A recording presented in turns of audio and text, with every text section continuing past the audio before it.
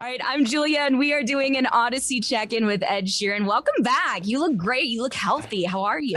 Do you know what? People keep saying this to me, and I'm kind of like, God, like I must have looked really unhealthy before. No. You're like glowing, is what I Thank mean. you. No, but yeah, I'm taking care of myself a lot more than I was, and I think it's down to like, lifestyle of being. I recently became a dad, and like having to, you just shift when you sleep. You shift your kind of eating habits. You're not obviously not drinking, partying all the time. I think it's a good shift.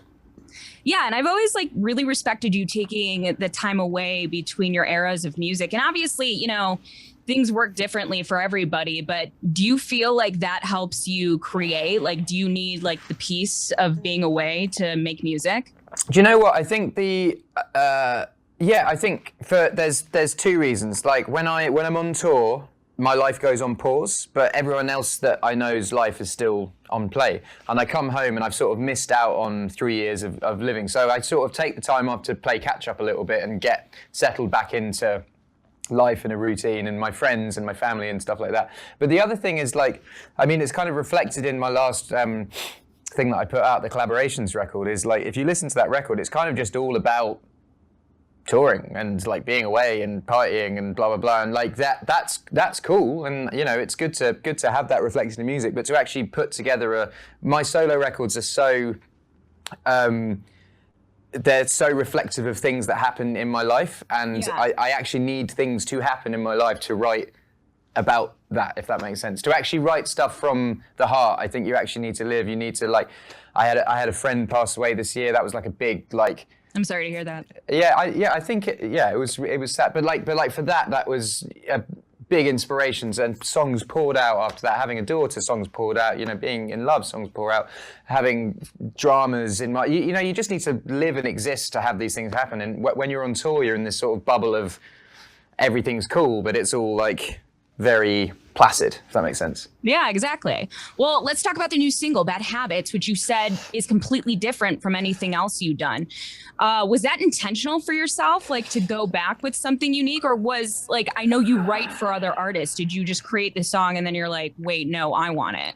A little bit of all of that. Yeah, I actually wrote the song, essentially, every single album Multiply and Divide, both the first singles were both songs that didn't really fit me sonically, like Sing and then Shape of You, and that I sort of wrote as just like to write them, and then everyone else was like, this has to be a first single. And both times that worked, and both times I felt uncomfortable about it and have been proved wrong since. So I'd finished the album and we were in the mixing stage, and I just thought, you know what, let me do like one more month of writing. So I rented a country house in England, and I got Fred, who I'd made the last record with, and Johnny, who I'd written Shape of You with, and the guy Steve, who I'd written Shape of You with, and we were just all in this house together for a month. And Bad Habits was just something that, in England, it had just been announced that in June, England was going to be fully open, clubs were opening, gigs were going to be back on. And we were just having a conversation of like, what would you want to hear in June? And my first single at that point was like this sort of lo-fi, quite sad tune. And I was like, I think we just make an upbeat dance tune and make it like, I mean, it's dark, but it's like, it really, I think I really connect with it, and I've not really played it to anyone because we've been in lockdown, and usually, I'd have people round for beers and we'd play the music. But since I've been in America and I'm sort of playing it to random people I've been hanging out with, I'm kind of getting confidence in it and sort of validation in it because everyone seems to be connecting with it, which is good.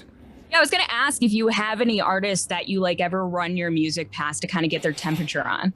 Every single record that I've put out, I go to Elton John and sit with him. And so I got to, we actually wrote a song together recently just randomly. He rung me on Christmas Day. He rings me since Lyra was born. He's a father as well. Since Lyra was born, he rings me like every couple of days to check up on me. He's the sweetest man. And so I went up to stay with him in Windsor, him and David, and I played him the whole record, and he's usually spot on with his critique. He'll be like, "This is good. This doesn't fit. This is good. This should be first single." Like he's always spot on. He's been in the business for 50 years. So he's someone that I always play the albums too, always. I love that he's kind of become like a mentor in a way to this generation's artists. Like with you, I've seen he's doing work with like Dua Lipa, like yeah, everyone. And you know, it just speaks volumes about his confidence, because there's so many like I hate saying the word heritage, but there's so many heritage artists that feel threatened by the new generation coming up, and we'll see a new artist come out and be jealous of it and kind of, you know, poo-poo it and be like, "Ooh, no, I don't like them. What are they doing? I don't understand that." Whereas Elton's always embraced new music, and he's like the first person. And when you're I was 19 when he first rung me up. You know, you're 19 years old, and Elton John rings you up to be like, "I like your record," and you feel amazing. And I just think that more artists out there. I try to do it as much as possible with like up and coming artists that like I like come across, and I try to sort of pay it forward. You know, like try to. He does like long FaceTime calls with me where I sort of vent and he gives me advice. And whenever there's like a new artist that's out that kind of is going through what I was going through sort of like 8-9 years ago, I try and do the same thing. And I think it's just important that artists do that for each other. I agree. Well, hey, how is being a first-time dad? It's amazing. It's amazing. It's kind of like, it was such a life change. For the first 3 months, it was, sure.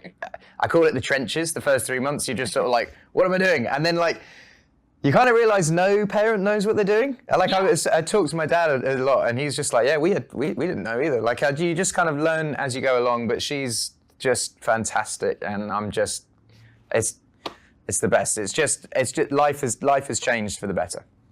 When I heard you were having a daughter, I was like, this is going to change his music, like in a great way, you know? Absolutely, mate. It changed. I mean, it changed every, I mean, we didn't find out, and we found out like on the day, and it was like, you know, it's dads and daughters. It's just a different bond. It's different. Oh yeah. Yeah. Have you become like even far more emotional now? I was pretty emotional before, but yeah. Was there anything you were looking forward to about like going into dad mode, whether it was like the apparel or like the dad jokes or like getting a really cool barbecue girl? I actually did buy a barbecue. Yeah, I was just thinking dad jokes. I have got quite a good dad joke, but I can't say it on radio. But the what was I looking for? No, I think just, you know, I have the thing that hit me most is I have 2 or 3 friends that became parents before me, and not understanding what they went through. I was kind of like when, you know, I was like 24 when my first friend had their first kid, and I was just sort of like, oh, they just had a kid and blah, blah, blah.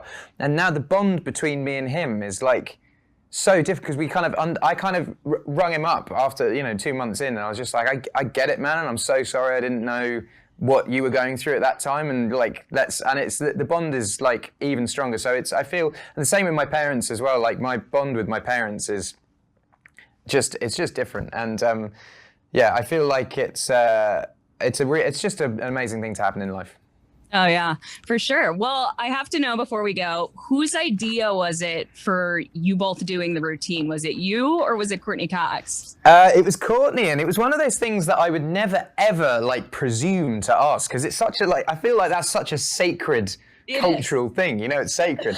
And we were watching. I arrived in Los Angeles the day that the reunion special was taped, so we were watching it, and in it Malala is talking about the routine, and Courtney's like, oh, it's such a shame like we didn't get to do it for the reunion. Ed, would you want to do it with me? And I was like, yes, absolutely. and then as soon as I said that, I was like, oh, I can't really dance. And then like, it's kind of the point of the routine is like, you know, like so yeah, we did it, we practiced it maybe for like half an hour, and then we shot it, and yeah, I don't think I've ever had, even like music videos, I don't think I've had like love like that. It's kind of, I feel like, I just feel very honored that Courtney asked me, because she could have done that with anyone. I mean, she could have done that with David Schwimmer. Like I feel honored that she chose that moment to do with me.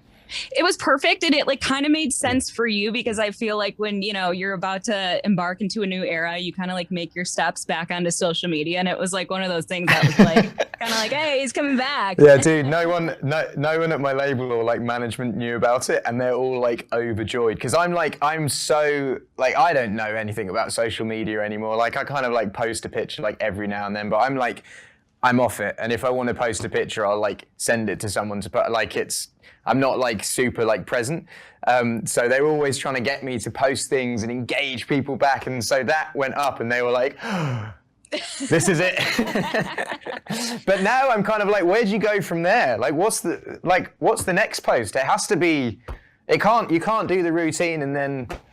Right. I don't know. Maybe you have to whiten your teeth or get a spray tan. You got to keep the Friends theme going. Well, no, I was saying I don't think it will happen. I was saying to Courtney, though, I've got Elton coming round for dinner tonight, and I was saying Courtney should play Tiny Dancer on the piano and get Lisa Kudrow to sing Tony Danza. Hold Me Closer, Tiny Dancer, and then Elton should come in and be like, it's not Tony Dancer, it's Tiny Dancer. I thought that would be amazing, but that would be amazing. We'll see. We'll see. Yeah. We'll see. But yeah. I'll try and facilitate the situation.